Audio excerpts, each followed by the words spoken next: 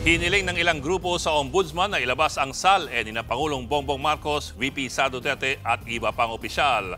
Hamon daw nila ito sa gobyerno kung seryoso sila sa laban kontra katiwalian. Nasa frontline na balitang yan si JC Cosigo.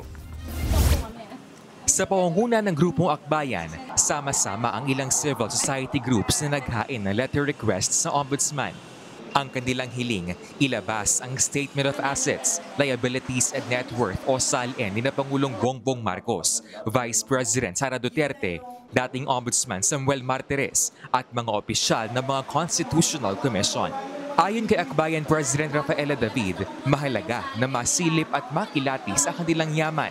Ito ay test of this government's seriousness on really making sure that transparency and accountability is the rule of the land, lalo na sa harap ng massive corruption scandal sa infrastructure at lalo na sa flood control. Matatanda ang nilimitahan ang SALN access sa ilalim ni dating Ombudsman Martires dahil nagagamit daw ito sa pamumulitika. Pero biniligtad na ito ni Ombudsman Boyeng Remulla at inalis na ang restrictions o paghihigpit. We're hoping na yung parang tinago nung nakaraang 6 na taon or higit pa nga simula nung 2016 under the previous administration ay sana makita na natin once and for all. Malaking anomalya yung naging patakaran ni dating Ombudsman Martires na talagang hinarangan niya ang pagsasalabas ng SALN ng mga matataas na opisyales. Mahalagaan nila na mausisa ang SALN dahil dito malalaman kung nagsisinungaling ang isang public official.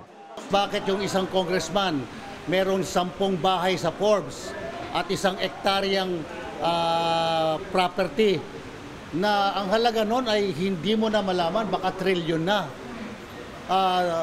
Pag binulat-lat ang SALN niya, at di nag-reflect yung mga properties niya sa Forbes, may tinatagong malinaw. Simula November 15, pwede nang hingin ang SALN ng government officials sa Ombudsman matapos ilathala ang memo ukol dito noong October 31. Sagot naman ng palasyo sa paghiling ng grupo sa SALN ng Pangulo. Hindi naman po pipigilan ng Pangulo yan. Hintayin po nila kung ano po magiging tugon ng Ombudsman. Wala pang tugon ng Office of the Vice President o ang kampo ni Martires ukol dito. Nagbabalita mula sa Frontline, JC Cosigo, News 5. Mga kapatid, Ed Lingaw po, maging maalam at may pakialam sa mga napapanahong balita sa ating bansa.